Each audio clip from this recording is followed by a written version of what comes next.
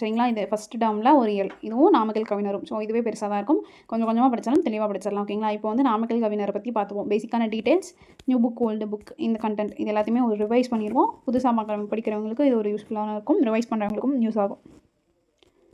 So first அவர் பற்றின ஒரு பேசிக் detail. அவர் பிறந்த ஊர் வந்துட்டு மோகனூர். இது வந்து நாமக்கல் மாவட்டத்தில் இருக்குது. ஸோ நாமக்கல் கவிஞர் அப்படின்னு அழைக்கப்படுறது அவரோட ஊர் தான். அதுக்குள்ளே அவர் மோகனூரில் பிறந்திருப்பார். இவங்களுடைய பெற்றோர் வெங்கட்ராமன், அம்மணி அம்மாள். இவர் வந்துட்டு தமிழகத்தோட முதல் அரசவை கவிஞராக இருந்திருப்பார். சரிங்களா. இன்னொரு கவிஞரும் அரசவை கவிஞராக இருந்திருப்பார். அது யார் அப்படின்னு சொல்லிட்டு கமெண்ட் சொல்லுங்கள். அடுத்தது நடுவண் அரசு டேஷ் விருது இவருக்கு வழங்கியிருக்கு. பத்மபூஷன் விருது வழங்கியிருக்கு. சரிங்களா. இவர் பத்மபூஷன் விருது அப்போ வாங்கியிருப்பார். அடுத்தது இவர் வந்து காந்திய கவிஞர் அப்படின்னு அழைப்பாங்க. சரிங்களா. இந்த ஒரு வார்த்தையை கொடுத்து நிறைய இடத்துல கொஸ்டின்ஸ் கேட்டிருக்காங்க. காந்திய கவிஞர் என்று அழைக்கப்படுபவர் யார் அப்படின்னு. ஸோ இது ரொம்ப இம்பார்ட்டன்ட். இதை பார்த்துக்கோங்க. அடுத்தது இவரோட காலம் வந்துட்டு 1888 to 1972. 84 வயசு தான் இவர் இருந்திருப்பார். ஓகேங்களா. இவர் வந்துட்டு இவர் எழுதின நூல்களில் இது எல்லாமே கொஸ்டினாக கேட்கறதுக்கு வாய்ப்பு இருக்குது. ஸோ அதுக்கு முன்னாடி இது 11 மலர்கள் அப்படின்னு முடிகிற நூல்கள் எழுதியிருப்பார். தமிழ் தேன் மலர், காந்தி மலர், சிறுகாப்பிய மலர் அப்படின்னு சொல்லிட்டு இந்த 11 மலர்கள் நூலையும் இவர் எழுதியிருப்பார். ஓகேங்களா. அப்படின்னு வரும்போது உங்களுக்கு எந்த கொஸ்டின் தெரியல அப்படின்னா நீங்கள் நம்மளுக்கு கவிஞரை போட்டுடலாம். அடுத்தது இவர் எழுதியிருக்க இசை நாவல்களோட எண்ணிக்கை 3. இந்த எண்ணிக்கையெல்லாம் கரெக்டாக பார்த்துக்கோங்க. மேட்ச் த ஃபாலோவிங்கில் கொடுக்கலாம். கொஸ்டினாகவே கொடுக்கலாம். இசை நாவல்கள் அப்படிங்கிறது 3, கட்டுரைகள் 12, தன் வரலாறு 3, புதினங்கள் 5, சிற்றிலக்கிய திறனாய்வு வந்துட்டு 7 எழுதியிருப்பார். தேங்க்யூ. சிறுகாப்பியம் 5, மொழிபெயர்ப்பு 4, கவிதை தொகுப்பு 10. இது ஏதாச்சும் தான் ஷார்ட்கட் மாதிரி எதாவது ஞாபகம் வச்சுக்கோங்க. இல்லை அப்படின்னா நீங்கள் படித்து ஞாபகம் வச்சுக்கலாம். அடுத்தது நாமக்கவிஞரை பற்றி கொடுத்துருக்கிறது அப்படின்னா எங்கள் தமிழ் அப்படிங்கிற நூல் எழுதியிருக்காரு. இந்த அருளறியார் வகை இந்த பாடல் நம்ம ஃபுல்லாகவே கீழே பார்ப்போம். அது பார்த்துக்கலாம். பாரதியார் பலே பாண்டியா அப்படின்னு சொல்லியிருப்பார். இவர் வந்து நாமக்கல் கவிஞர் ஒரு சிறந்த ஓவியர். சரிங்களா. இவர் முதல்ல வரைந்த படம் யார் அப்படின்னா ராமகிருஷ்ண பரமஹம்சராக வரைஞ்சிருப்பார். நாமக்கல் கவிஞரோட வளர்ப்பத்தாய் பதிலா பிவி அப்படிங்கிற முகமதிய பெண் தான். சரிங்களா. காந்திய கவிஞர் நாமக்கல் கவிஞர் இது நமக்கு தெரியும். அடுத்தது 1911ஆம் ஆண்டு வருகையின் போது பாரத மாதா ஜார்ஜ் மன்னருக்கு மகுடம் சூட்டுவது போல ஒரு ஓவியத்தை வரைஞ்சிருக்காரு. சரிங்களா. 1911 பாரத மாதா வந்துட்டு ஒரு மகுடத்தை சூட்டுற மாதிரி ஒரு ஓவியத்தை வரைஞ்சிருக்காரு. யாருன்னா நாமக்கல் கவிஞர். இதெல்லாம் ஞாபகம் வச்சுக்கோங்க. அந்த எக்ஸ்ட்ரா நான் வந்துட்டு நூல்கள்லாம் கொடுத்துருப்பேன். இந்த நூல்களுக்கு நம்ம ஷார்ட்கட் வீடியோ கூட கொடுத்துருந்தோம். ஞாபகம் இருக்குங்களா. அது பார்த்தவங்களுக்கு தெரியும். ஷார்ட்கட் வீடியோ கூட கொடுத்துருந்தோம். என் கதை, அவனும் அவளும் இதெல்லாமே காவியமாக நாவலா சுயசமயம் அப்படின்னு எழுதியிருக்கேன். அடுத்தது காணாமல் போன கல்யாண பெண், பிரார்த்தனை, தமிழநிதியம், கவிதாஞ்சலி, இலக்கிய இன்பம், தேமதுர தமிழோசை, திருக்குறள் புது உரை, சங்கொலி, மாமன் மகள், அரவணை சுந்தரம், திருக்குறளும் பரிமேலழகரும், திருவள்ளுவரும், திடுக்கிடுவார், கம்மனும், வால்மீகியும். சரிங்களா. இந்த நூல்கள் எல்லாமே நாமக்கல் கவிஞர் எழுதின நூல். இதுக்கு நம்ம ஷார்ட்கட் வீடியோ கொடுத்துருந்தோம். பார்த்துக்கோங்க. அடுத்தது மத்திய அரசு இவருக்கு என்ன சிறப்பு செஞ்சிருக்கு அப்படின்னா இவருக்கு பத்மபூஷன் விருது வழங்கியிருக்கு. இவரை வந்து 1942ஆம் ஆண்டு ராஜாஜி பீரியடில் வந்து அரசவை கவிஞராக்கியிருப்பாங்க. அதே போல் இவர் சட்டமன்ற மேலவை உறுப்பினராகவும் இருந்திருப்பார். அடுத்தது எங்கள் தமிழ் ஒரு பாடல். ஓகேங்களா. உலக மொழியில் தொன்மையானது நம் தமிழ் மொழி இனிமையுடையது அப்படின்னு ஃபஸ்ட் இன்ட்ரடக்ஷனில் சொல்லியிருக்காங்க. அடுத்தது இவருடைய பாடல் அருள்நெறி அறிவை தரலாகும், அதுவே தமிழன் குரலாகும், பொருள் பெற யாரையும் புகழாது, போற்றாத யாரையுமே கடாது அப்படின்னு சொல்லியிருக்காங்க. கொல்லா விரதம் தான் குறியாக இருக்கும். அதே மாதிரி கொள்கை வந்துட்டு பொய்யா நிறையா இருக்கும் அப்படின்னு சொல்லியிருக்காங்க. எல்லா மனிதரும் இன்புறவே என்றும் இசைந்திடும் அன்பரமே, அன்பும் அறமும் ஊக்கிவிடும், அச்சம் என்பதை போக்கிவிடும், இன்பம் பொழிகின்ற வானொலியாம் எங்கள் தமிழிடம் தேன்மொழியாம் அப்படின்னு நாமக்கல் கவிஞரோட பாடல் கொடுத்துருக்காங்க. அடுத்தது அங்கங்கே இருக்கும் அதெல்லாம் கட் பண்ணி எடுத்தது. கத்தியின்றி ரத்தமின்றி யுத்தம் ஒன்று வருகிறது, சத்தியத்தின் நித்தியத்தை ரொம்பவே ஆரம்பிச்சுடுவீர், கண்டதில்லை கேட்டதில்லை சண்டை இந்த மாதிரி பண்டு செய்த புண்ணியம்தான் படித்ததை நாம் பார்த்திட அப்படின்னு சொல்லியிருக்காங்க. சரிங்களா. இதெல்லாம் வந்துட்டு எல்லாருமே இந்த 2 வரியை படிச்சிருப்போம். கத்தியின்றி ரத்தமின்றி. ஆனால் அடுத்த இருக்க லைனை பார்த்துருக்க மாட்டோம். ஸோ அதுவும் பார்த்துக்கோங்க.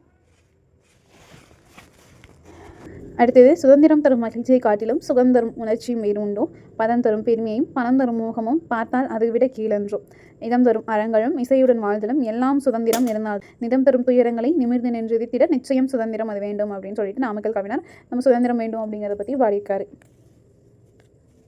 அடுத்தது பெற்றெடுத்த தமிழ்தாயை பின்னால் தள்ளி பிறமொழிக்கு சிறப்பளித்த பிழையை நீக்குக, ஊற்றெடுத்தே அன்புரையால் உலக வைத்து உலகத்தில் தமிழுக்கு நிகரும் உண்டோ, கற்றுணர்ந்தே அதன் இனிமை காண்பாய் என்று கம்மனோடு வள்ளுவனை சுட்டி காட்டி தென்றென அகக்கண்ணை திறந்துவிட்ட தெய்வக்கவி பாரதி ஒரு ஆசான் அப்படின்னு சொல்லிட்டு பாரதியாரோட பெருமையை சொல்கிற மாதிரி நாமக்கல் கவிஞர் ஒரு பாடலை பாடியிருக்காரு. சரிங்களா. அன்பும் பெண்மை பற்றின ஒரு இது கொடுத்துருப்பாங்க. அன்பும் ஆர்வமும் அடக்கமும் சேர்ந்தும் உண்மைத்தன்மையும் உறுதியும் மிகுந்தும் தன்னல மறுப்பும் சகிப்புத்தன்மையும் இயல்பாய் அமைந்தும் இன்ப சொரூபமாய் தாயாய் நின்று தரணியை தாங்கும் தாரமாய் வந்து தளர்வை போக்கும் உடன்பிறப்பாகி உறுதுணை புரியும் மகளாய் பிறந்து சேவையில் மகிழும் அயலார் தமக்கும் அன்பை செய்யும் ஞானம் கிடாமல் நட்பு கொண்டாடும் அப்படின்னு சொல்லிட்டு பெண்கள் எந்தெந்த மாதிரி இருக்காங்க, தாரமாக இருக்காங்க, போக்குறாங்க, தாயார் நின்று இந்த உலகத்தையே தாங்குற அளவுக்கு இருக்காங்க, மகளை பிறந்து சேவையில் மயிலாறாங்க, அதே மாதிரி அயலார்கிட்டையும் தன்னோட நாளம் கெடாமல் பழகுறாங்க அப்படின்னு சொல்லிட்டு பெண்மையோட பெருமையை தான் சொல்லியிருப்பாங்க. இதோட பொருள் தான் இங்கே கொடுத்துருப்பாங்க. அண்ட் அதுக்கு இல்லாமல் இங்கே ஒரு சொற்பொருள் கொடுத்துருக்காங்க. உறுதி அப்படின்னா உல உறுதி, சகிப்புத்தன்மை அப்படின்னா பொறுத்து கொள்ளுதல், சொரூபம் அப்படின்னா வடிவம், தரணினா உலகம், தாரம் அப்படின்னா மனையாள், சேவை அப்படின்னா தொண்டு, அயலார் அப்படின்னா உறவல்லாதவங்கள சொல்கிறது. அடுத்தது நாட்டு வாழ்த்து. இவருப்பான ஒரு பாடல் சொல்லியிருப்பாங்க. இந்திய நாடு இது என்னுடைய நாடு என்று தினம் தினம் நீ அதை பாடு, அதவர் வந்தவளாறு தூங்கு கிடந்தது போனது மால, வந்தவர் போனவர் யாரையும் நம்பி காலங்கள் ஓடின தம்பி, இந்த தினம் முதல் இந்திய நாடு என்னுடைய நாடு என் எண்ணத்தை கூடு அப்படின்னு சொல்லிட்டு நாமக்கல் கவிஞர் நாட்டு வாழ்த்து பாடல் தான் இது. சரிங்களா?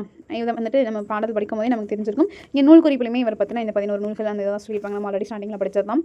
அண்ட் இது இல்லாமல் எக்ஸ்ட்ரா பாயிண்ட் அப்படின்னா இவர் எழுதின நூல்கள் கத்தீஞ்சு கத்தமென்று யுத்தமென்று வருகிறது, தமிழன் என்ற ஒரு இனம் உண்டு, தனியே அதற்கு ஒரு குணம் உண்டு, தமிழன் என்று சொல்லடா தலைநிமிர்ந்து நில்லடா, கூட்டுறவில் சேருங்கள் கூடி வாழ்ந்த பழகுங்கள் அப்படின்னு சொல்லியிருப்பாரு. கைத்தொழில் ஒன்றை கற்றுக்கொள், கவனை உணைக்களை ஒத்துக்கொள், பாட்டாளி மக்கள் அது பசி தீர வேண்டும், பணமென்ற முகத்தின் விசி தீர வேண்டும் அப்படின்னு சொல்லியிருக்காரு. காந்தியை மறக்காதே என்றும் அப்படின்னு சொல்லியிருக்காங்க. காந்தியை நம் உடைமை அப்படின்னு சொல்லியிருப்பாங்க. ஓகேங்களா? அதனால தான் இவர் காந்திய கவிஞர் அப்படின்னு சொல்லுவோம் நம்ம. அடுத்தது சுதந்திரம் தரும் மகிழ்ச்சியை காட்டிலும் சுகம் தரும் உணர்ச்சி இங்கு உண்டோ அப்படின்னு அந்த பாடல் வரி. அன்பும் ஆர்வமும் சேர்ந்து இந்த பாடல் வரி பெண்மைக்கான பாடல் வரி படிச்சோம். அதுதான் இது. அடுத்தது எங்கள் தமிழ் படைச்சாச்சு, நாட்டு வாழ்த்தம் படைச்சாச்சு. இவருடைய திரைப்படமாக்கப்பட்ட புதினம் அப்படின்னா மலைக்கல்லன் அப்படிங்கிறது திரைப்படமாக்கியிருக்கு. திலகர் விதைத்த வித்து பாரதியாக முளைத்தது, காந்தி தூவிய விதை நாமக்கல் கவிஞராக மதித்தது அப்படின்னு சொல்லிட்டு யார் சொல்லியிருப்பாங்க அப்படின்னா ராஜாஜி அவர்கள் சொல்லியிருப்பாங்க. காங்கிரஸ் மாகாண சபையின் போது காங்கிரஸ் புலவர் அப்படின்னு அழைக்கப்பட்டிருக்காரு. யாரு காங்கிரஸ் புலவர் அப்படின்னு அழைக்கப்பட்டவர் யாருன்னா நாமக்கல் கவிஞர் தான் காங்கிரஸ் புலவர் அப்படின்னு அழைக்கப்பட்டிருக்காரு. அடுத்தது இது நம்ம நியூஸ் சிலபஸில் இருக்குது அப்படிங்கிறதுனால இது நம்ம படிச்சுப்போம். இவர் இந்த இன்பத்தமிழ் பாடலில் தமிழை வந்து போற்ற மாதிரி பாடியிருப்பார். சரிங்களா? இதெல்லாம் எனக்கு இந்த தமிழ்லாம் வந்துட்டு எனக்கு தோளாக இருந்துச்சு, எனக்கு வீரர்களுக்கு பால், இந்த மாதிரி இளமைக்கு பால், இந்த மாதிரி எல்லாமே வந்துட்டு ஒரு தமிழ் மொழியை பாராட்டுற மாதிரி இவர் சொல்லியிருப்பார். சரிங்களா? பாடல் வரி பார்த்துப்போமா? இதில் ஒவ்வொரு லைனுமே ரொம்ப இம்பார்ட்டன்ட். ப்ரீவியஸ் இயரில் இருந்து கொஸ்டின்ஸும் கேட்டிருக்காங்க. சரிங்களா? ஃபஸ்ட்டு தமிழுக்கு அமுதென்று பெயர், அந்த தமிழ் இன்பத்தமிழ் எங்கள் உயிருக்கு நேர், தமிழுக்கு நிலவென்று பெயர், இன்பத்தமிழ் எங்கள் சமூகத்தின் விளைவுக்கு நீர், தமிழுக்கு மனமென்று பெயர், இன்பத்தமிழ் எங்கள் வாழ்வுக்கு நிர்மித்த ஊர், தமிழ் எங்கள் இளமைக்கு பால், இன்ப தமிழ் நல்ல புலமிக்க புலவரிக்கு வேல், தமிழ் எங்கள் உயர்வுக்கு வான், இன்ப தமிழ் நல்ல புகழ்மிக்க புலவரிக்கு வேல், தமிழ் எங்கள் உயர்வுக்கு வான், இன்ப தமிழ் எங்கள் அசதிக்கு சுடர்ந்த தேன், தமிழ் எங்கள் அறிவுக்கு தோல், இன்ப தமிழ் எங்கள் கவிதைக்கு வைரத்தின் வாள். சரிங்களா? இதில் வந்துட்டு ஒவ்வொரு லைன்லையுமே இப்போ வந்துட்டு உயர்வுக்கு என்ன, இளமைக்கு என்ன அப்படிங்கிறத மேட்ச் ஆஃப் ஃபாலோவிங்கில் கொடுத்து கேட்கறதுக்கு வாய்ப்பு இருக்குது. சரிங்களா? அதனால் அந்த ஒவ்வொரு டாப்பிக்குமே என்ன கொடுத்துருக்காங்க அப்படின்னு பார்த்துக்கணும். சரிங்களா? உயிருக்கு நேர் அப்படிங்கிறது படிச்சிடணும். அதே போல் எங்கள் சமூகத்தினோட விளைவுக்கு நீர் அப்படிங்கிறது கொடுத்துருக்காங்க. ஸோ விளையணும், ஒரு பயிர் விளையணும்னா என்ன வேணும்? நமக்கு நீர் வேணும். சரிங்களா? இந்த மாதிரி ஒரு ஷார்ட்கட்டாக வச்சு படிச்சுக்கோங்க. தமிழுக்கு மனம் என்று பேர், இன்ப தமிழ் எங்கள் வாழ்வுக்கு அப்படின்னா நிருமித்த ஊர். சரிங்களா? நம்ம வாழ்கிறதுக்கு ஒரு ஊர் வேணும். அடுத்தது இளமைக்கு பால், இளமையாக இருக்கணும் அப்படின்னா நம்ம பால் குடிக்கணும். இல்லாத புகழ்மிக்க புலவருக்கு வேல். சரிங்களா? புலவர்கள் எப்போவுமே தன்னோட கையில் ஒரு எழுத்தாணி வச்சிருப்பாங்கல்ல. ஸோ அதனால புலவர் அப்படின்னு வரும்போது நீங்கள் வேல் அப்படின்னு ஞாபகம் வச்சுக்கலாம். அடுத்தது தமிழ் எங்கள் உயர்வுக்கு வான். உயர்வு அப்படின்னாலே நம்ம வான் அளவுக்கு உயரணும். ஸோ உயர்வுக்கு அப்படின்னு வந்துச்சுன்னா வான். அடுத்தது அசதிக்கு சுடர் தந்த தேன். நம்ம அசதியாக சாப்பிடுவோம்ல, அதனால் அங்கே அசதிக்கு என்ன வரணும்? தேன் அப்படின்னு ஞாபகம் வச்சுக்கலாம். அடுத்தது தமிழங்கள் அறிவுக்கு தோல். அறிவுக்கு நமக்கு வந்து அறிவாக இருக்கணும் அப்படின்னா யாராவது நமக்கு தோல் கொடுத்து நம்மளை வளர்த்தி விடணும். அந்த மாதிரி அறிவுக்கு ஒரு தோல் இருக்கணும் அப்படின்னு ஞாபகம் வச்சுக்கோங்க. அறிவு அப்படின்னு கொடுத்தாங்கன்னா அதுக்கு நம்ம ஆப்ஷனில் தோல் அப்படின்னு எழுதுவோம். இன்பத்தமிழ் எங்கள் கவிதைக்கு வைரத்தின் வாள் அப்படின்னு சொல்லியிருக்காங்க. ஓகேங்களா? வைரத்தால் செஞ்ச வாள், கவிதைக்கு வைரத்தின் வாள். சரிங்களா? ஒரு கவிதை எழுதணும் அப்படின்னா நமக்கு வைரத்தால் செஞ்ச வாள் வேணும் அப்படின்னு ஞாபகம் வச்சுக்கோங்க. ஸோ இந்த மாதிரி ஏதாவது ஒன்று கண்டிப்பாக ஞாபகம் வச்சுக்கோங்க. இதில் ஒவ்வொன்றுமே கொடுத்து கொஸ்டின்ஸ் கேட்டிருக்காங்க ப்ரீவியஸ் இயரில். இதுக்கப்புறமும் கேட்க வாய்ப்பு இருக்குது. சரிங்களா? இவர் வந்து தமிழை பாராட்டி எழுதியிருக்காரு. அந்த தமிழுக்கு ஒரு சின்ன ஷார்ட்கட் மாதிரி என்னென்ன இதுக்கு இது அப்படின்னு ஞாபகம் வச்சுட்டிங்க அப்படின்னா உங்களுக்கு ஈஸியாக இருக்கும். அடுத்தது இதுக்கான பொருள் சொல்லியிருக்காங்க. இந்த பொருள் படிச்சிருவோமா? நிரூபித்த அப்படின்னா உருவாக்கிய, அடுத்தது விளைவு அப்படின்னா வளர்ச்சி, சமூகம் அப்படின்னா மக்கள் குழு. சரிங்களா? இது நம்ம சிலபஸில் கூட இந்த வார்த்தை இருக்கும். அசதி அப்படின்னா சோர்வு. ஓகேங்களா? இந்த பொருள் ஞாபகம் வச்சுக்கோங்க. அடுத்தது இந்த பாடல் நம்ம இப்போ படித்தோம்ல, அந்த பொருள் கொடுத்துருக்காங்க. இது நமக்கு நார்மலாக பேசிக்காக அந்த பாடல் வரி படிக்கும் போதே நமக்கு பொருள் புரிஞ்சிடும். இவரோட ஆசிரியர் குறிப்பு என்ன கொடுத்துருக்காங்கன்னு பார்த்துருவோமா? பாரதிதாசனோட இயற்பெயர் சுப்புரத்தினம். சரிங்களா? இயற்பெயர் சுப்புரத்தினம். அவர் வந்து பாரதியார் மேலே பற்று கொண்டு தான் அவரோட பெயரை பாரதிதாசன் அப்படின்னு மாற்றிருப்பார். சரிங்களா? அடுத்தது இவரோட கவிதைகள்லாம் என்னென்ன இருக்கும் அப்படின்னா பெண் கல்வி பற்றி எழுதியிருப்பார், கைமை பெண்ணோட மறுமணத்தை பற்றி இருக்கும், பொது உடைமை கருத்துக்களை எழுதியிருப்பார், அது இல்லாமல் பகுத்தறிவு கருத்துக்களையும் எழுதியிருப்பார். இந்த மாதிரி ஒரு புரட்சிகரமான கருத்துக்கள்லாம் எழுதியிருப்பார். அதனால தான் இவர் வந்து புரட்சி கவி அப்படின்னு சொல்லுவாங்க. சரிங்களா? இதை வந்து கொஸ்டின்ஸில் எப்படி கேட்கறதுக்கு வாய்ப்பு இருக்குது அப்படின்னா பெண் கல்வி, கைமை பெண் மறுமணம், பொது உடைமை கருத்துக்களை தன்னுடைய பாடலில் பாடுபொருளாக கொண்டவர் யார் அப்படின்னு கேட்கலாம். புரட்சி கவி என்று அழைக்கப்படுபவர் யார் அப்படின்னு இந்த மாதிரி கொஷின்ஸ் கேட்கலாம். நம்ம படிக்கும் போதே இந்த மாதிரி கொஷின் கேட்கறதுக்கு வாய்ப்பு இருக்குது அப்படின்னு படித்தோம் அப்படின்னா இன்னும் கொஞ்சம் நமக்கு ஞாபகம் இருக்கும். சரிங்களா? அடுத்தது இங்கே ஒரு பாடல் வரி கொடுத்துருக்காங்க. தமிழே உயிரே வணக்கம், தாய்ப்பிள்ளை உறவாம் உனக்கும் எனக்கும், அமிழ்தே நீ இல்லை என்றால் அத்தனையும் வாழ்வில் கசக்கும் புளிக்கும், தமிழே உன்னை நினைக்கும், தமிழன் என்ன என்றும் இனிக்கும் அப்படின்னு சொல்லிட்டு தமிழை பற்றின ஒரு பாடல் வரி தான் கொடுத்துருக்காங்க. தமிழோட பெருமையை பற்றின ஒரு பாடல் வரி காசி ஆனந்தன் அவர்களை பாடினது. அடுத்தது சரியான விடையை தேர்ந்தெடுத்து எழுதுக. ஏற்றத்தாழ்வற்ற டேஸ் அமைய வேண்டும், சமுதாயம் அமைய வேண்டும். நாள் முழுவதும் வேலை செய்து கழித்தவருக்கு டேஸாக இருக்கும், அசதியாக இருக்கும். நிலவு ப்ளஸ் என்று என்பதனை சேர்த்து எழுத கிடைக்கும் சொல் நிலவென்று. தமிழ் ப்ளஸ் எங்கள் என்பதனை சேர்த்து எழுத கிடைக்கும் சொல் தமிழ் எங்கள் அப்படின்னு வரும். அமுது ப்ளஸ் அமுதென்று என்னும் சொல்லை பிரித்து எழுத கிடைப்பது அமுது ப்ளஸ் என்று அப்படின்னு வரும். செம்பயிர் என்னும் சொல்லை பிரித்து எழுத கிடைப்பது செம்மை ப்ளஸ் பயிர். விளைவுக்கு என்ன படித்தோம், நீர்னு படித்தோம். தோல் கொடுக்கணும், இளமைக்கு பால் பால் அடுத்தது புலவர் கையில் எப்பயும் வேல் இருக்கும். சரிங்களா, இதுதான் நம்ம படிக்கும்போதே சொல்லியிருந்தோம். அடுத்தது ஒத்த முடியும் ஏவு சொற்கள் எடுத்து எழுத சொல்லியிருக்காங்க. இது நமக்கு இப்போ வேணாம் தேவையில்லை. அடுத்தது தமிழ் கும்மி. இதுவுமே நம்ம சிலபஸில் கொடுத்துருக்க பெருஞ்சித்திரனார் அவர்களுடைய பாடல் தான். சரிங்களா, இதை நம்ம ஃபுல்லாக தான் பார்க்கணும், தெளிவாகவும் பார்க்கணும். ஸோ சிலபஸில் இருக்கிறத கிளியராக பார்த்துப்போம். அண்ட் மற்றதும் ஒரு கிளான்ஸ் படிச்சுக்கலாம். இது வந்து கும்மியடி பாடல் தான் இங்கே கொடுத்துருப்பாங்க. கொட்டுங்கடி கும்மி கொட்டுங்கடி இளம் கோதையரே கும்மி கொட்டுங்கடி நிலம் 8 திசையிலும் செந்தமிழின் புகழ் எட்டிடவே கும்மி கொட்டுங்கடி அப்படின்னு சொல்லியிருக்காங்க. ஊழி பல நூறு கண்டதுவாம் அறிவு ஊற்றின நூல் பலவும் கொண்டதுவாம் பெரும் ஆழி பெருக்கிற்கும் காலத்திற்கும் முற்றும் அழியாமலே நின்றுவாம் பொய் அகற்றும் உள்ள பூட்டறுக்கும் அன்பு பூண்டவரின் இன்ப பாட்டிருக்கும் உயிர்மெய் புகட்டும் அறமேன்மை கிட்டும் இந்த மேதினி வாழ்வழி காட்டியிருக்கும் அப்படின்னு சொல்லியிருக்காங்க. அதாவது தமிழை பற்றி தான். சரிங்களா, இங்கே தமிழ் பற்றி தான் இந்த இலை இருக்கும். கொட்டுங்கடி கும்மி கொட்டுங்கடி அப்படின்னு சொல்லிட்டு இளம் கோதையர் சொல்கிற மாதிரி சொல்லியிருப்பார். நிலம் 8 திசைக்கும், சரிங்களா, 8 திசைக்கும் வந்துட்டு இந்த புகழ் போகணும், செந்தமிழோட புகழ் போகணும், அந்த மாதிரி கும்மி கொட்டுங்க அப்படின்னு இந்த பாடல் வரியில் சொல்லியிருப்பாங்க. அடுத்தது ஊழி பல நூறு கண்டதுவாம் அறிவு ஊற்றின பல நூல் கொண்டதாம் அப்படின்னு சொல்லியிருப்பாங்க. பல காலத்துக்கு முன்னாடியுமே நம்ம தமிழ் மொழி இருக்குது, அதுவும் அறிவுள்ள பல நூல்களை நம்ம தமிழ் மொழி கொண்டுட்டு இருக்கு அப்படின்னு சொல்லியிருக்காங்க. பெரும் ஆழிப்பெருக்கு, நம்ம கடல் சீற்றம் ஆழிப்பெருக்கு இதெல்லாம் கூட அழியாமல் நம்ம தமிழ் இன்னமும் வந்திருக்கு அப்படின்னு சொல்லியிருக்காங்க. முற்றும் அழியாமல் நிலை நின்றதுவாம் அப்படின்னு சொல்லியிருக்காங்க. அடுத்தது தமிழ் மொழி வந்து உள்ளத்தோட பூட்டு அறுக்கும். சரிங்களா, அந்த பொய் இது எல்லாத்தையுமே அகற்றும் அப்படின்னு சொல்லியிருக்காங்க. அன்பு பூண்டவருக்கு வந்துட்டு ரொம்ப இன்பத்தை கொடுக்கும் அப்படின்னு சொல்லியிருக்காங்க. உயிர் மெய் புகட்டும் அறமே கிட்டும் மேதினி வாழ்வழி காட்டியிருக்கும். நம்ம இந்த உயிரை வந்துட்டு மெய் புகட்டும், இந்த உயிருக்கு நமக்கு உண்மையான விஷயம் என்ன அப்படின்னு புகட்டும். அதே மாதிரி அறம் கிடைக்கும் அப்படின்னு சொல்கிறாங்க. மேதினி வாழ்வழி காட்டியிருக்கும், இந்த மேதினியில் வாழ்கிறதுக்கு நமக்கு வாழ்வழி காட்டியிருக்கும் அப்படின்னு சொல்லியிருக்காங்க. இந்த உலகத்தில் வாழ்கிறதுக்கு பல வழிகளை காட்டியிருக்கக்கூடிய தமிழ் மொழி அப்படின்னு சொல்லியிருக்காங்க. வந்துட்டு பாடல். சரிங்களா, இது என்ன மீனிங் சொல் பொருள் கொடுத்துருக்காங்கன்னு பார்த்துருவோம். ஆழிப்பெருக்கு அப்படின்னா கடல்கோள், மேதினா உலகம் அப்படின்னா நீண்டதொரு காலப்பகுதி அப்படின்னு பொருள். அடுத்தது உள்ள புட்டு இருக்கும் அப்படின்னா உள்ளத்தோட அறியாமை நீக்கும், பொய்யை நீக்கும் தமிழ் மொழி அப்படிங்கிற மீனிங் தான். சரிங்களா, அடுத்தது இதோட பாடலோட பொருள் கொடுத்துருக்காங்க, ஒரு தடவை பார்த்துக்கோங்க. அடுத்தது பெருஞ்சித்திரனாரோட இயற்பெயர் என்ன அப்படின்னா மாணிக்கம். ஓகேங்களா, இவர் வந்துட்டு பாவலேறு அப்படின்னு சிறப்பு பெயர் சொல்லுவாங்க. ஸோ பாவலேறு பெருஞ்சித்திரனார் அப்படின்னு நம்ம இப்போ சொல்கிறோம். இவரோட இயற்பெயர் ஒரிஜினல் பெயர் வந்து மாணிக்கம் தான். சரிங்களா, இவர் எழுதின நூல்கள் வந்து கனிச்சாறு, கொய்யாக்கனி, பாவிய கொத்து, நூறாசிரியம் முதலான நூல்களை இவர் ஏற்றிருக்காரு. அதே போல் இவர் 3 இதழ்களை நடத்தியிருக்காரு. என்னென்ன இதழ்கள் அப்படின்னா தென்மொழி, தமிழ் சிட்டு, தமிழ் நிலம். சரிங்களா, சிட்டுக்குருவி வந்து தேன்மொழி பாடிச்சு அப்படின்னு ஞாபகம் வச்சுக்கோங்க. இந்த மாதிரி ஒரு ஷார்ட்கட் ஞாபகம் வச்சிட்டிங்க அப்படின்னா அந்த இதழ்கள் ஞாபகம் இருக்கும். அது மட்டும் இல்லாமல் ஒவ்வொரு இதழ்களுமே ரொம்ப முக்கியம். சரிங்களா, எந்த ஒரு இதழ் பேர் கொடுத்துமே இதோட ஆசிரியர் யார் அப்படின்னு கேட்கலாம். அதே மாதிரி நூல்களும் அதே போல தான். எந்த ஒரு நூலையும் கொடுத்து ஆசிரியர் பேர் கேட்கலாம். ஸோ நமக்கு ஒவ்வொன்றா பார்க்கும்போது ஈஸியாக இருக்க மாதிரி இருக்கும். மற்ற நம்ம எல்லா டாப்பிக்கும் படிச்சுட்டு பார்க்கும்போது எல்லாமே கன்ஃபியூஸ் பண்ணுற மாதிரி இருக்கும். ஸோ ஒவ்வொன்றும் படிக்கும்போது ஏதாவது ஒரு ஞாபகம் வச்சுக்கிற மாதிரி மைண்டுக்குள்ளே ஷார்ட்கட் வச்சுக்கிட்டிங்க அப்படின்னா இதுக்கு இவர் தான் ஆசிரியர் அப்படின்னு ஞாபகம் வரும். இப்போ நூலுக்கே ஒரு ஷார்ட்கட். இப்போ பாவலேறு அவர்களுடைய நூல் தானே இது. இப்போ நான் கொய்யாக்கனியை வச்சு ஒரு கனிச்சாறு பண்ணி பாவிய கொத்தோட அவருக்கு 100 நூல் எழுதுனதுக்காக அவருக்கு நம்ம பரிசு கொடுத்தோம் அப்படின்னு ஞாபகம் வச்சுக்கோங்க. இந்த மாதிரி ஏதாவது உங்களுக்கு மைண்டில் தோணும் பார்த்தீங்களா, அந்த ஷார்ட்கட்டை ஞாபகம் வச்சுக்கோங்க. அடுத்து வாணிதாசனோட ஒரு பாடல் கொடுத்துருக்காங்க. வான் தோன்றி வழி தோன்றி நெருப்பு தோன்றி மண் தோன்றி மலை தோன்றி மலைகள் தோன்றி ஊன் தோன்றி உயிர் தோன்றி உணர்வு தோன்றி ஒளி தோன்றி தேன் தோன்றியது போல மக்கள் நாவில் செந்தமிழே நீ தோன்றி வளர்ந்தாய் வாலி அப்படின்னு சொல்லிட்டு வாணிதாசனோட ஒரு பாடல் கொடுத்துருப்பாங்க. சரிங்களா, இதில் தோன்றி அப்படின்னு 4 வரியில் வந்துடும். இது கொஞ்சம் எக்ஸ்ட்ராவாக சும்மா பார்த்துக்கோங்க யார் எழுதியிருக்காங்க அப்படிங்கிறது. அடுத்தது தமிழ் மொழியில் படித்தால் டேஸ் அடையலாம், மேன்மை அடையலாம், முன்னேற்றத்தால் டேஸ் சுருங்கி விட்டது. மேதினி அப்படின்னா உலகம். செந்தமிழ் என்னும் சொல்லி பிரித்தெழுத கிடைப்பது செம்மை ப்ளஸ் தமிழ். அடுத்தது பொய் அகற்றும் என்னும் சொல்லி பிரித்தெழுத கிடைப்பது பொய் ப்ளஸ் அகற்றும். இதுதான் சரியான வார்த்தை. பாட்டு இருக்கும் அது என்பதை சேர்த்து எழுத கிடைக்கும் சொல் பாட்டிருக்கும் அப்படின்னு வரும். 8 திசை. ஓகேங்களா, 8 + திசை 8 திசை அப்படின்னு வரும். 8 திசை. இதில் வந்துட்டு அதில் இருக்க கொஸ்டின் அண்ட் ஆன்சர் பாவலேறு பெருஞ்சித்திரனார். ஓகேங்களா, இது நம்ம பார்த்தாச்சு. அடுத்தது வளர் தமிழ். இது நம்ம வந்து தமிழோட உயர்வு தொன்மைக்கு இது எல்லாத்துக்குமே நம்ம படிப்போம்.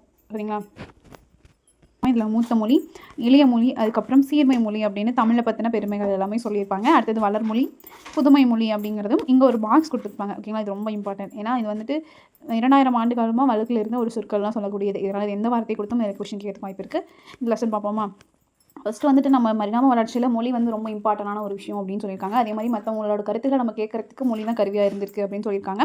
அடுத்தது 6000க்கும் மேற்பட்ட மொழிகள் வந்துட்டு இருக்குது அப்படிங்கிறதையும் சொல்லியிருப்பாங்க. இதில் வந்துட்டு இலக்கண வளம், இலக்கிய வளம் இது எல்லாமே பெற்று திகழ்கிற மொழியை தான் நம்ம வந்துட்டு செம்மொழி அப்படின்னு சொல்லுவோம், செம்மை மிக்க மொழி அப்படின்னு சொல்லுவோம். அத்தகைய வளத்தெல்லாம் பெற்றிருக்கக்கூடிய ஒரு மொழி தான் நம்ம தமிழ் மொழி அப்படின்னு சொல்லியிருக்காங்க. ஓகேங்களா? இனிமை, பொருள் இனிமை இதெல்லாமே கொண்டவை அப்படின்னு சொல்லியிருக்காங்க. அதே போல் பல மொழிகள் கற்ற பாரதியார் என்ன சொல்லியிருக்காருன்னா, யாமறிந்த மொழிகளிலே தமிழ் மொழி போல் இனிதாவது எங்கும் காணும் அப்படின்னு சொல்லியிருக்காரு. சரிங்களா? அவர் நிறைய லாங்குவேஜஸ்லாம் கற்றுருக்காரு. அதனால் தான் அறிஞ்ச மொழியிலேயே தமிழ் மொழி போல் இனிது எங்குமே இல்லை அப்படின்னு அவர் சொல்லியிருக்காரு தமிழ் மொழியை பற்றி. அடுத்தது மூத்த மொழி அப்படின்னு சொல்லிட்டு தமிழ் மொழியை சொல்லியிருக்காங்க. இதில் என்று உணராத இயல்பினவாம் எங்கள் தாய் அப்படின்னு சொல்லிட்டு இதுவும் பாரதியார் தான் சொல்லியிருப்பாரு. என்று பிறந்தவனர் அப்படிங்கிற உணர முடியாத அளவுக்கு தன்மையான மொழி அப்படின்னு தமிழில் சொல்லியிருக்காங்க. அதே போல் சாலைகள்லாம் தோன்றின அப்புறம் தான் சாலை விதிகள் இருக்கும் அப்படின்னா நமக்கு கிடைச்ச இலக்கண நூல் வந்துட்டு தொல்காப்பியம் தான், ரொம்ப பழமையானது. அது வந்து ஒரு இலக்கண நூல். ஸோ அதுக்கு முன்னாடியே நூல்கள்லாம் இருந்துச்சுன்னா தானே அந்த நூலுக்கு இலக்கண விதின்னு ஒன்று வைப்போம். அப்போ அவ்வளோ தொன்மையானது நம்ம தமிழ் மொழி. ரொம்ப காலத்துக்கு முன்னாடியே நம்ம தமிழ் மொழி வந்து தோன்றியிருக்கு அப்படின்னு சொல்லியிருக்கிறது தான் இங்கே சொல்லியிருக்காங்க. ரொம்ப தொன்மையான மொழி நம்ம தமிழ் மொழி அப்படின்னு சொல்லியிருக்காங்க. அடுத்தது எளிய மொழி அப்படின்னு என்ன சொல்லியிருக்காங்க அப்படின்னா, தமிழ் மொழி பேசவும் படிக்கவும் உகந்த மொழி அப்படின்னும், உயிரும் மெய்யும் இணைவதால் தோன்றுபவை உயிர்மை எழுத்துக்கள். சரிங்களா? உயிரெழுத்துக்கள் மெய் எழுத்துக்கள் ஆகியவற்றை கொண்டால் உயிர்மை எழுத்துக்களை எளிதாக ஒழிக்கலாம். ஓகேங்களா? நம்ம வார்த்தையோட வார்த்தைகள் இருக்குது பார்த்தீங்களா, ஒவ்வொரு சின்ன சின்ன வேர்டும் அது எல்லாமே நம்ம கரெக்டாக வரைஞ்சிட்டோம் அப்படின்னா நம்மளால் ஈஸியாக ப்ரொனவுன்ஸ் பண்ண முடியும் அப்படிங்கிறத சொல்லியிருக்காங்க. அடுத்தது தமிழ் மொழியை எழுதும் முறையும் மிக எளிதாகும். அதாவது இது வந்துட்டு வலஞ்சொலி எழுத்துக்கள், இடஞ்சொலி எழுத்துக்கள் அப்படின்னு சொல்லியிருப்பாங்க. நம்ம தமிழ் மொழி வந்து வலஞ்சொலி எழுத்துக்களாகவே இங்கே வந்துட்டு இந்த நம்ம கொஸ்டினை ஞாபகம் வச்சுக்கணும். பெரும்பாலான ஓகேங்களா தமிழ் எழுத்துக்களில் பெரும்பாலும் வலஞ்சொலி எழுத்துக்களாகவே அமைந்துள்ளன. சரிங்களா? இதை ஞாபகம் வச்சுக்கோங்க. ஒன்று கொஸ்டின் கேட்கறதுக்கு வாய்ப்பு இருக்குது. பெரும்பாலும் எந்த இதாக இருக்கும் அப்படின்னா வலஞ்சொலி எழுத்துக்களாக இருக்கும். ஓகேங்களா? அடுத்தது வலஞ்சொலி எழுத்துக்கள் என்னென்ன கொடுத்துருக்காங்க அப்படின்னா 5 எழுத்துக்கள் ஆ, ஏ, ஔ, ஞா, ஞா. ஓகேங்களா? இதுதான் 5 எழுத்துக்களும் வலஞ்சொலி எழுத்துக்கள். இடஞ்சொலி எழுத்துக்கள் அப்படின்னா டா, யா, லா இந்த 3 எழுத்துக்கள். இதுவுமே நம்ம பார்த்து வச்சுக்கக்கூடிய ஏரியா தான். அடுத்தது முதல்ல இந்த சொல்லலாம் நம்ம இங்கே தான் எடுத்திருப்போம், இந்த நூல்லேருந்து தான் எடுத்திருப்போம் அப்படின்றக்குள்ள அந்த வகையில் பார்த்தோம் அப்படின்னா தமிழ் அப்படிங்கிற வார்த்தை முதல்ல நமக்கு தொல்காப்பியம் அப்படிங்கிற நூல்லேருந்து தான் நமக்கு கிடைச்சிருக்கு. தமிழன் கிளவையும் அதனற்றே அப்படிங்கிற இந்த ஒரு லைன் தான் நமக்கு முதல்ல தமிழ்ங்கிற வார்த்தையே கொடுத்தது. ஓகேங்களா? அடுத்தது தமிழ்நாடு அப்படிங்கிறது சிலப்பதிகாரம் வஞ்சி காண்டத்தில் இருக்குது. இமிழ்கடல் வேலியை தமிழ்நாடு ஆக்கிய அப்படிங்கிற இந்த பாடவரியில் தான் தமிழ்நாடு அப்படிங்கிற வார்த்தை ஃபஸ்ட்டு இருந்திருக்கு. அடுத்தது தமிழன் அப்படிங்கிறது அப்பர் தேவாரம் அதில் தமிழன் கண்டவாய் அப்படிங்கிற இந்த ஒரு பாடல் வரியில் தான் தமிழன் அப்படிங்கிற வார்த்தையும் ஃபஸ்ட்டு இருந்திருக்கு. சரிங்களா? இந்த பாக்ஸ் ரொம்ப இம்பார்ட்டன்ட். அடுத்தது சீர்மை மொழி குறிக்கக்கூடிய ஒரு சொல் தான். தமிழ் மொழியில் வந்துட்டு பல சீர்மை ஒரு புகழ்மிக்க ஒரு மொழி தான். உயர்திணை அக்ரிணை என 2 திணைகளை அறிவோம். உயர்திணையின் எதிர்ச்சொல் தாழ்திணை. ஓகேங்களா? ஆனால் தாழ்திணை என்று கூறாமல் அக்ரிணை என்று பெயரிட்டனர் நம் முன்னோர். நம்ம உயர்திணை தாழ்திணை அதுக்கு ஆப்போசிட் தாழ்திணை தான். ஆனால் நம்ம முன்னோர்கள்லாம் வந்து தாழ்திணை அப்படின்னு சொல்லாமல் அது அக்ரிணை அப்படிங்கிற பேரில் வச்சுருக்காங்க. ஓகேங்களா? இதுக்கு ஒரு எக்ஸாம்பிள் என்ன சொல்லியிருப்பாங்க அப்படின்னா, பாகற்காய் அப்படிங்கிறது கசப்பு சுவையுடையது. அதனால் வந்துட்டு கசப்பு காய் அப்படின்னு நம்ம சொல்லலை, பாகு அல்லாத காய் அப்படின்னு நம்ம சொல்லியிருக்கோம். இனிப்பு இல்லாத காய் அப்படிங்கிறது அதோட பொருள். ஸோ வந்துட்டு இந்த மாதிரி பெயரிடுவதில் கூட நம்ம தமிழர்கள் வந்துட்டு சீர்மையை ஃபாலோ பண்ணியிருக்காங்க அப்படிங்கிறதான் இங்கே சொல்லியிருக்காங்க சீர்மை மொழியில். வளமை மொழி அப்படிங்கிறது நம்ம தமிழ் நூலில் வந்துட்டு தொல்காப்பியம், நன்னூல் உள்ளிட்ட இலக்கண நூல்கள்லாம் இருக்குது. ஸோ ஒரு வளமிக்க மொழி தான். நமக்கு ஒரு பூ இந்த மாதிரி ஒரு வார்த்தை சொல்லணும் அப்படின்னா அதுக்கு இத்தனை வார்த்தைகள் இருக்குது. நம்ம பூ வந்துட்டு அது உருவாகிறதுலேருந்து வீழ்கிற வரைக்கும் இத்தனை வார்த்தைகள் இருக்குது. அந்த அளவுக்கு நம்ம வளமிக்க மொழி தான் தமிழ் அப்படிங்கிறது தான் சொல்லியிருப்பாங்க. அதே மாதிரி இங்கே இலக்கண நூல்கள் வந்து தொல்காப்பியம், நல்லூலும், 8 தொகையும் 10 பாட்டுக்கும் வந்து சங்க இலக்கிய நூல்கள், திருக்குறள், நாலடியார் இதெல்லாம் வந்துட்டு அறநூல், சிலப்பதிகாரம், மணிமேகலை இதெல்லாம் காப்பியங்கள். இவ்வாறு இத்தனை நூல்களை கொண்டுட்டு இருக்கு. இலக்கிய வளமும் இருக்குது, இலக்கண வளமும் இருக்குது அப்படிங்கிறது இங்கே சொல்லியிருப்பாங்க. தமிழ்மொழி வந்துட்டு சொல்வளம் மிக்கது. பொருளோட வந்துட்டு பல்வேறு நிலைகளை பெயர்ச்சுட்டுவது வந்துட்டு சிறப்பாகும் அப்படின்னு சொல்லியிருக்காங்க. பூவோட 7 நிலைக்கும் இங்கே தமிழில் பேர் இருக்குது அப்படிங்கிறத சொல்லியிருக்காங்க. சரிங்களா? இந்த 7 நிலை தான். இது ஒரு தடவை பார்த்துக்கோங்க. அடுத்தது இங்கே ஒரு வார்த்தைக்கு எத்தனை பொருள் இருக்குது அப்படிங்கிறத இங்கே சொல்லியிருக்காங்க. மா அப்படிங்கிற வார்த்தைக்கு மரம், விலங்கு, பெரிய, திருமகள், அழகு, அறிவு, அழகு, அழைத்தல், துகள், மேன்மை, வயல், வண்டு இந்த மாதிரி பல பொருள் இருக்குது. சரிங்களா? இங்கே நம்ம என்ன புரிஞ்சுக்கிறோம் அப்படின்னா நமக்கு வந்துட்டு இலக்கண நூல் இருக்குது, இலக்கிய நூல் இருக்குது, அறநூல் இருக்குது. இந்த அளவுக்கு வளமை மிக்க மொழி அப்படிங்கிறத தெரிஞ்சிருக்கும். ஓகேங்களா? ஒரு வார்த்தைக்கு பல பொருள் இருக்குது.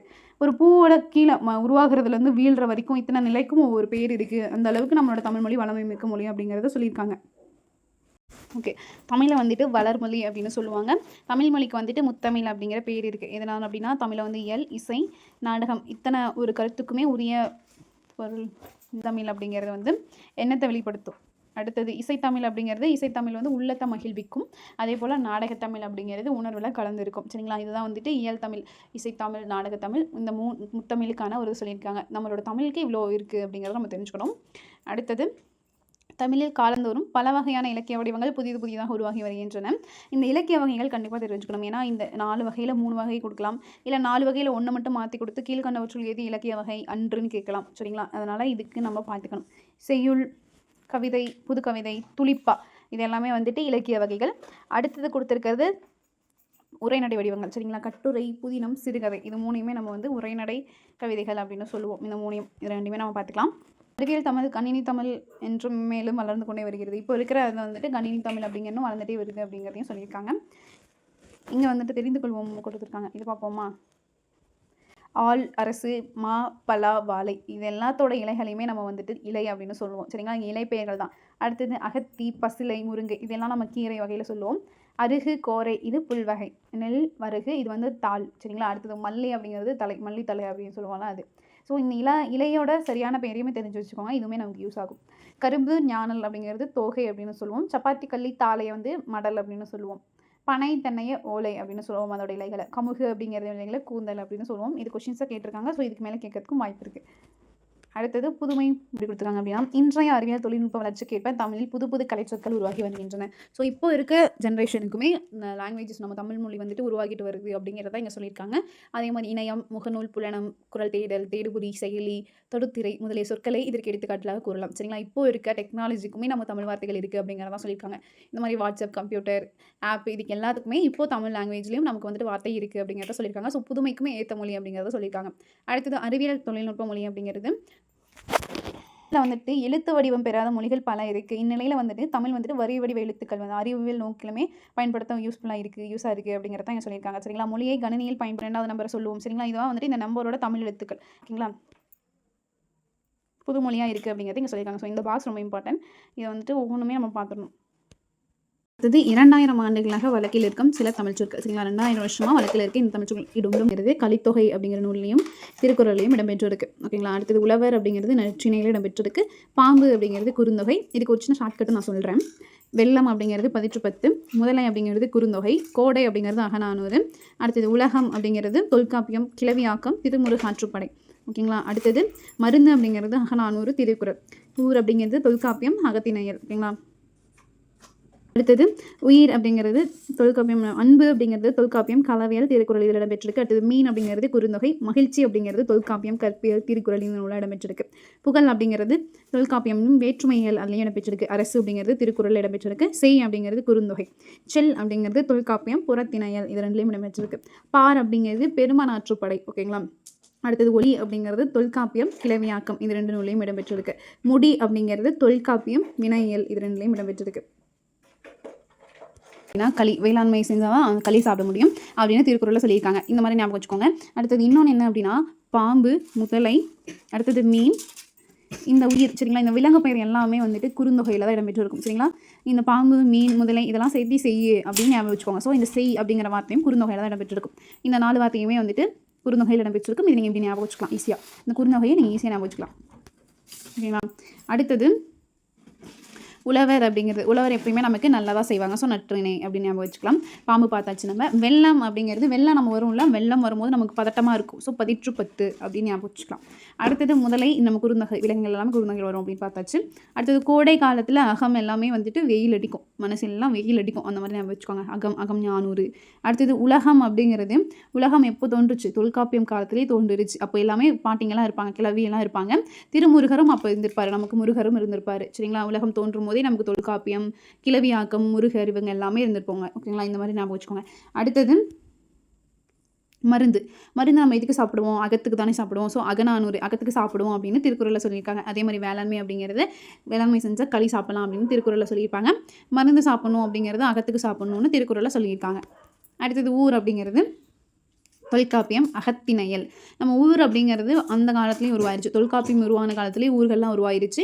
நம்ம அகத்துக்கு ரொம்ப சந்தோஷமாக இருக்கும் ஊருக்கு போனால். அந்த காலத்து அன்பு தொல்காப்பியம் உருவாகும் போதே உருவானது அப்படின்னு சொல்லி கலவியல் அதிகாரத்தில் திருக்குறளில் சொல்லியிருக்காங்க. இந்த மாதிரி நம்ம உயிர் அப்படிங்கிறது தொல்காப்பியம் காலத்திலேயே வந்துட்டு உயிரை பற்றின ஒரு வரலாற்று வந்து கிளவிகள் எல்லாமே தெரிஞ்சு வச்சுருந்தாங்க அப்படின்னு திருக்குறளில் கொடுத்துருக்காங்க. சரிங்களா? அதுக்கு அப்படின்னா தொல்காப்பியம் காலத்தில் இருந்தே கூட இருக்கவங்க ரொம்ப மகிழ்ச்சியாக இருப்பாங்க அப்படின்னு திருக்குறளில் சொல்லியிருக்காங்க. மீன் அப்படிங்கிறது குறுந்தொகை அப்படின்னு பார்த்துட்டோம். அடுத்தது புகழ் அப்படிங்கிறது தொல்காப்பியம் காலத்தில் வந்துட்டு வேற்றுமையாக இருந்தால் நமக்கு புகழ் கிடைக்கும், எல்லாரும் மாதிரி சாதாரணமாக இல்லாமல் வேற்றுமையாக இருந்தால் நமக்கு புகழ் கிடைக்கும் அப்படின்னு ஞாபகம் வச்சுக்கோங்க. அரசு அப்படிங்கிறது திருக்குறள் இடம்பெற்றக்கூடியது. செய் அப்படிங்கிறது குறுந்தொகை அப்படின்னு பார்த்துட்டோம். இதெல்லாமே ஜஸ்ட் ஒரு ஞாபகம் வச்சுக்கிறதுக்காக உங்களுக்கு ஏதாவது ஒரு ஷார்ட்கட் வேணும் அப்படின்னா நீங்கள் உங்களோட ஓனை கிரியேட் பண்ணியோ இல்லை இது நல்லா இருந்துக்கோங்க. அந்த மாதிரி ஏதாச்சும் ஒன்று மைண்டில் ரெஜிஸ்டர் ஆச்சு அப்படின்னா ரொம்ப ஈஸியாக இருக்கும் படிக்கிறதுக்கு. ஏன்னா இது ரொம்ப நிறையா இருக்குது. அது மட்டும் இல்லாமல் கொஞ்ச நாள் நம்ம நிறைய கண்டென்ட் படிக்கும்போது இதெல்லாம் மறந்துடும். அதுக்காக தான் ஏதாவது ஒரு ஷார்ட்கட் இந்த மாதிரி வச்சுக்கோங்க அப்படின்னு சொல்கிறது. நீங்கள் நார்மலாக படிச்சுட்டு இந்த மாதிரி ஷார்ட்கட்டும் ஞாபகம் வச்சுக்கோங்க. எது ஞாபகம் வருதோ அதை வச்சு எழுதிக்கலாம். அடுத்து தொல்காப்பியம் காலத்துக்கே அங்கே வந்து புறத்திணை பற்றியெல்லாம் பேசியிருப்பாங்க அப்படின்னு வச்சுக்கலாம். தொல்காப்பியம் காலத்துக்கே அங்கே வந்து புறத்திணை பற்றியெல்லாம் பேசியிருப்பாங்க அப்படின்னு வச்சுக்கலாம். பெருசாக இருக்குது, எவ்வளோ பெருசு இருக்குது பெருமனாற்றுப்படைய ஒளி அப்படிங்கிறது தொல்காப்பியம் காலத்தில் வந்துட்டு கிழவிகள் எல்லாமே ஒளிஞ்சிட்டாங்க. தொல்காப்பியம் காலத்தில் இருந்த கிழவிகள் எல்லாமே இப்போ ஒளிஞ்சு போயிட்டாங்க அப்படின்னு வச்சுக்கலாம். அடுத்தது முடி அப்படிங்கிறது தொல்காப்பியத்தில் வினை, அவங்க செஞ்ச வினையின் காரணமாக அதிகமாக முடி இருக்கும் அவங்களுக்கு. இந்த மாதிரி சும்மா ஒரு நம்ம மைண்டில் ரெஜிஸ்டராக ஒரு சின்ன ஷார்ட்கட் மாதிரி தான், ஜஸ்ட் நல்லா எடுத்துக்கோங்க. அடுத்தது தொன்மை என்ற சொல்லின் பொருள் பழமை. புறம் என்ன சொல்லி பிரித்தெழுதி கிடைப்பது இடப்புறம் அப்படிங்கிறத பிரித்தெழுதுக்கும் போது இடம் ப்ளஸ் புறம் அப்படின்னு பிரிப்போம். சீர் இளமை அப்படிங்கிறத சீர் ப்ளஸ் இளமை அப்படின்னு பிரிப்போம். சிலப்பதிகாரம் அப்படிங்கிறத சிலம்பு ப்ளஸ் அதிகாரம் அப்படிங்கிறத சிலப்பதிகாரம் அப்படின்னு பிரிப்போம். கணினி ப்ளஸ் தமிழ் அப்படிங்கிறத சேர்த்து எழுதும் போது கணினி தமிழ் அப்படின்னு வரும். தமிழ் மொழி போல் இனிதாவது எங்கும் காணோம் என்று பாடியவர் பாரதியார். மா என்னும் சொல்லின் பொருள் விலங்கு, இதெல்லாம் சொல்லுவோம். விலங்கு, ஓகேங்களா, மற்றது வராது, விலங்கு. நாம் சிந்திக்கவும் வெளிப்படுத்தவும் உதவுவது மொழி. தமிழில் நமக்கு கிடைத்துள்ள மிக பழமையான இலக்கண நூல் தொல்காப்பியம். மொழியை கணினியில் பயன்படுத்த வேண்டும் எனில் அது டேஷ் அடிப்படையில் வடிவமைக்கப்பட வேண்டும் அப்படின்னா எண் அடிப்படையில் வடிவமைக்கப்பட வேண்டும். ஓகேங்களா, இது வந்து நம்மளை வேர்ட்ஸ் சென்டென்ஸாக எழுத சொல்லியிருக்காங்க, அது நமக்கு வேணாம். அடுத்தது கனவு பழித்ததில் வந்துட்டு அத்தைக்கு லெட்டர் எழுதுற மாதிரி சொல்லியிருப்பாங்க. இதில் நம்ம பார்க்க வேண்டியது இங்கே இருக்கிறது மட்டும் நம்ம பார்த்துக்கலாம். நிலம், நீர், காற்று, ஆகாயம் என்னும் ஐந்தும் கலந்தது இவ்வுலகம் என்பது அறிவியல் உண்மை. தொல்காப்பியர் தமது தொல்காப்பியம் நூலில் இக்கருத்தை குறிப்பிட்டுள்ளார். ஓகேங்களா, தொல்காப்பியர் என்ன சொல்லியிருக்காருன்னா, நீர், நிலம், தீ, வலி, விசும்போடு ஐந்தும் கலந்த மயக்கம் உலகம் ஆதலின், இது அஞ்சும் கலந்ததான் உலகம் அப்படின்னு தொல்காப்பியம் சொல்லியிருக்காரு. ஓகேங்களா, இது ஞாபகம் வச்சுக்கோங்க. அடுத்தது கடல் நீர் ஆவியாகி அதே போல் இன்னொன்றும் பண்ணியிருக்காரு. ஓரறிவு முதல் 6 அறிவு வரை வகைப்படுத்தியும் உள்ளார். ஓகேங்களா, ஓரறிவு முதல் 6 அறிவு வரை வகைப்படுத்தியவர் யார்? தொல்காப்பியர். இது ரெண்டும் ஞாபகம் வச்சுக்கணும். அடுத்தது கடல் நீர் ஆவியாகி மேகமாகும், பின்னர் மேகம் குளிர்ந்து மழையாக பொழியும் அப்படிங்கிற நம்மளோட சயின்ஸ் ரிப்போர்ட்டை வந்துட்டு அவங்க அப்பயே சொல்லியிருக்காங்க. ஓகேங்களா, என்னென்ன நூலில் சொல்லியிருப்பாங்க அப்படின்னா முல்லைப்பாட்டு, பரிபாடல், திருக்குறள், கார்40, திருப்பாவை, இந்த நூல்கள் எல்லாத்தையுமே சொல்லியிருப்பாங்கன்னு சொல்லியிருக்காங்க. சரிங்களா, இதுவும் நம்ம பார்த்துக்கணும். அடுத்தது ஆல அமுக்கி முகக்கினம் ஆழ்கடல் நீர் நாளை முகவாது நாளி அப்படிங்கிற ஔவையார் பாடல் கூறியிருக்காங்க. என்னதான் நம்ம திரவ பொருள் அழுத்தினாலும் அது வந்துட்டு அளவில் சுருக்க முடியாது, தண்ணி எந்த அளவுக்கு நம்மளால் சுருக்க முடியாது அப்படின்னு சொல்லியிருக்காங்க. ஓகேங்களா, அடுத்தது போர்க்களத்தில் மார்பில் புண்படுவது இயல்பு. வீரர் ஒருவரின் காயத்தை வெண்ணிற ஊசியால் தைத்த செய்தி. அந்த காலத்திலே வெண்ணிற ஊசியில் தைச்சது வந்து எது சொல்லியிருக்கோம் அப்படின்னா 18. அதே போல் சுறாமீன் தாக்குதனை வந்து நரம்பனால் தைச்சது சொல்லியிருக்கிறது வந்து நற்றினை. ஓகேங்களா, இது ரெண்டுமே நம்ம கொஞ்சம் கன்ஃபியூஸ் ஆகும். நரம்பிலான தைச்சது அப்படின்னா நற்றினை. ஓகேங்களா, இன்னொன்று வந்து 18 அப்படி கூட ஞாபகம் வச்சுக்கலாம். போர்க்களத்தில் 18. அப்போவே மருத்துவத்துக்கான இத்தனை இது பண்ணியிருக்காங்க தமிழர்கள் அப்படிங்கிறதுக்காக தான் இங்கே. ஓகேங்களா, அந்த பாடல் வரி நம்ம வந்து சென்டென்ஸாக படித்தோம், இங்கே பாடல் வரியாக கொடுத்துருப்பாங்க. கடல் நீர் முகந்து கமஞ்சொலி எழிலி, கடல் நீரை முகந்து கமஞ்சொலி எழிலி. ஓகேங்களா, கார்40 இதை சொல்லியிருக்காங்க. கடல் நீரை முகர்ந்து அதுக்கப்புறம் நமக்கு மழையாக வருது அப்படிங்கிறத.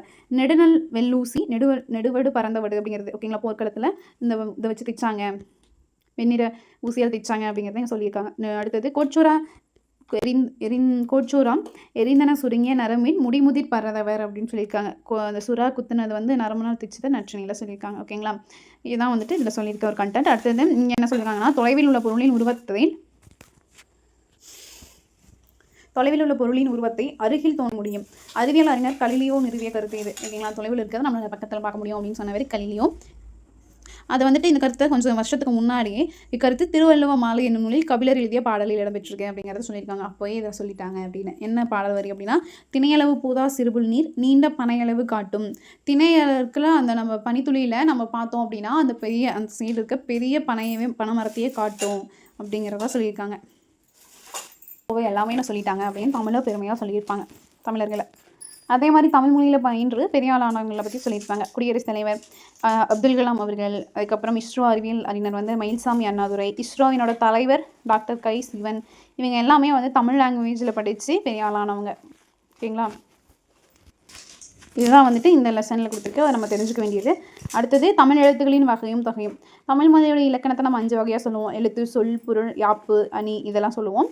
அது மட்டும் இல்லாமல் இதை வந்து நம்ம உயிரெழுத்துக்கள் மெய்யெழுத்துக்கள் அப்படின்னு பிரிப்போம். இதுக்கு மாத்திரை அளவுகள் இருக்கும் சரிங்களா. இதெல்லாம் நமக்கு பேசிக்கான கான்செப்ட் தான். உயிரெழுத்துக்கள் 12, மெய்யெழுத்துக்கள் 18 அப்படின்னு. அது மட்டும் இல்லாமல் இந்த எழுத்துக்கள் குறுகி ஒலிக்கிற எழுத்துக்கள், நெடில் எழுத்துக்கள் அப்படின்னு படிச்சிருப்போம். குடில் எழுத்துக்களோட மாத்திரை 1 மாத்திரை, நெடில் எழுத்தோட மாத்திரை 2 மாத்திரை சரிங்களா. மெய் எழுத்து அப்படிங்கிறது இந்த காங்கானாச்சா மேலே நம்ம புள்ளி வைக்கிறதா மெய் எழுத்துக்கள் அப்படின்னு சொல்லுவோம். மெய் எழுத்து ஒலிக்கும் கால அளவு அப்படின்னா அரை எழுத்து தான் சரிங்களா. நம்ம புள்ளி வச்சு எழுதுகிற இந்த மெய் எழுத்தோட அரை, குறில் எழுத்து அப்படின்னா அதுக்கு வந்து 1, நடில் எழுத்து அப்படின்னா அதுக்கு மாத்திரை 2 சரிங்களா. அளபெடுத்து வரும் பார்த்தீங்களா, அளபடைகளில் 3 வரும் அப்படின்னு நம்ம படிச்சிருப்போம். அதே மாதிரி குச்சி லுகரத்தில் வந்து குறுகி ஒலிக்கும் அப்படிங்கிறத படிச்சிருப்போம் சரிங்களா. இதெல்லாமே இந்த இடத்துல ஒரு ரீகால் பண்ணிக்கோங்க. அடுத்தது கசர தபர, இது வந்துட்டு வல்லின எழுத்துக்கள் ஓகேங்களா. இது மேலே நம்ம புள்ளி வைக்கிறது தான் வலிமையாக ஒலிக்கிற எழுத்துக்கள், வல்லின எழுத்துக்கள். ஞான ஞமன அப்படிங்கிறது மென்மையான ஒலிக்கிற மெல்லின எழுத்து அப்படிங்கிற 6 வந்துட்டு வன்மையான ஒலிக்கிற எழுத்துக்கள் சரிங்களா, வல்லின எழுத்துக்கள் அப்படின்னு சொல்லுவோம். அதே போல் ஞமன நமன அப்படிங்கிறது மென்மையாக ஒலிக்கிற மெல்லின எழுத்துக்கள் அப்படின்னு சொல்லுவோம். எரள வளள அப்படிங்கிறது மென்மையாகவும் இல்லாமல் வன்மையாகவும் இல்லாமல் நடுவில் இருக்கும். ஸோ அதனால் இடையின எழுத்துக்கள் அப்படின்னு இதை சொல்லுவோம். இது வந்து நம்ம கான்செப்ட் கண்டிப்பாக தெரிஞ்சிருக்கணும், மற்ற இடத்துல படிக்கிறதுக்கு இது யூஸ் ஆகும் ஓகேங்களா. உயிரெழுத்துக்கள் அப்படின்னா காங்கானாச்சா, மெய் எழுத்துக்கள் அப்படின்னா மெய் எழுத்துக்கள், வல்லினம் புள்ளி வச்சு எழுதுவோம் அதான் மெய் எழுத்துக்கள். அடுத்தது வல்லினம், மெல்லினம், இடையினம் இதெல்லாம் எழுத்துக்கள் என்னென்னு பார்த்தாச்சு, அதோட மாத்திரை அளவுகளும் பார்த்தாச்சு. இங்கே உயிர்மை எழுத்துக்கள் அப்படின்னா உயிரும் மெய்யும் சேர்ந்து வர அந்த 216 தமிழ் எழுத்துக்களை தான் நம்ம வந்துட்டு உயிர்மை எழுத்துக்கள் அப்படின்னு சொல்லுவோம் சரிங்களா. இதில் வர இந்த கா அப்படின்னு வருது அப்படின்னா இதை வந்துட்டு நம்ம குறில்னு சொல்லுவோம். கா அப்படின்னு வந்தால் நெடில், இதை தான் இங்கே சொல்லியிருக்காங்க. உயிர்மை குறில், உயிர்மை நெடில் அப்படின்னு இருக்குன்னு சொல்லியிருக்காங்க. அடுத்தது அரை மாத்திரை அது. அடுத்தது இன்னொன்று இருக்குது அப்படின்னா ஆயுத எழுத்து. ஆயுத எழுத்தோட மாத்திரை வந்து அரை மாத்திரை சரிங்களா. மெய் எழுத்துக்கும் அரை மாத்திரை. இதுதான் வந்துட்டு இங்கே பொதுவாக இது 6th ஸ்டாண்டர்ட் அப்படிங்கிறதுனால வார்த்தைகள் எழுத்துக்கள் இதை மட்டும் சொல்லியிருக்காங்க. எழுத்துனா என்ன, உயிரெழுத்து என்ன, மெய் எழுத்து என்ன, ஆயுத எழுத்து என்ன, உயிர்மை எழுத்து என்ன, அதோட மாத்திரை அளவுகள், அதே மாதிரி வல்லினம், மெல்லினம், இடையினம். இதுதான் நீங்கள் இந்த இடத்துல இலக்கணம்ல பார்க்கக்கூடியது. இது பேசிக் கான்செப்ட் தான், இதுவும் நமக்கு தெரிஞ்சிருக்கணும். ஸோ இங்கே மாத்திரை அளவு இருக்கக்கூடிய சொற்கள் மட்டும் சொல்லியிருக்காங்க. இதை நம்ம பார்த்தா பேசிக்காகவே நமக்கு புரியும். ஸோ இங்கே பழமொழியோட சிறப்பு என்ன, சுருங்கக்கூறி நமக்கு பெரிய பொருளும் விளங்க வைக்கக்கூடியது தான் ஓகேங்களா. நோயற்ற வாழ்வை தருவது சுத்தம் அப்படின்னு சொல்லியிருக்காங்க. உடல்நலமே நம்ம அடிப்படை அப்படிங்கிறத சொல்லியிருக்காங்க. இந்த பெயராக கொடுத்த கொஷின் மாதிரி தான். ஸோ இது ஃபுல்லாகவே முடிஞ்சிருச்சு. இது நம்ம சிலபஸில் இருக்கிற எதுவுமே இல்லை இந்த இடத்துல. நார்மலாக சின்ன சின்ன கண்டென்ட் மட்டும் தான் இருக்குது. ஸோ இதை பார்த்துக்கலாம். கலைச்சொல் அறிவோம் அப்படிங்கிறது வலஞ்சொலி, இணையம் அப்படிங்கிறது இன்டர்நெட், தேடுபொறி அப்படிங்கிறது சர்ச் இன்ஜின், முகநூல் அப்படிங்கிறது ஃபேஸ்புக், புலனம் அப்படிங்கிறது வாட்ஸ்அப். அடுத்தது குரல் தேடல் அப்படின்னா வாய்ஸ் சர்ச், தொடுதிரை அப்படிங்கிறது டச் ஸ்க்ரீன், செயலி அப்படின்னா ஆப், மின்னஞ்சல் அப்படின்னா இமெயில். சரிங்களா. இவ்வளோ தான் வந்துட்டு நம்ம 6th ஸ்டாண்டர்டில் இருக்கு. ஒரு இயல் பார்க்குறதுக்கே நம்ம ரொம்ப டைம் ஆகுது. ஸோ எந்த அளவுக்கு நம்ம இன்னும் படிக்கணும் அப்படிங்கிறத தெரிஞ்சுக்கணும் சரிங்களா. ஒரு இயல் அடுத்தது நம்ம சிலபஸ் நம்ம வந்துட்டு நாமக்கல் கவிஞர் 6th ஸ்டாண்டர்டில் யூனிட் 1 ஒரு இயல் பார்த்தாச்சு, ப்ளஸ் சிலபஸ் வைஸ் நாமக்கல் கவிஞர் முடிச்சாச்சு. இதே மாதிரி எல்லாத்தையும் படித்தே வரணும் அப்படின்னா சிலபஸ் சீக்கிரமாக முடிஞ்சிடும். புக் வைஸும் படிச்சிருவோம்.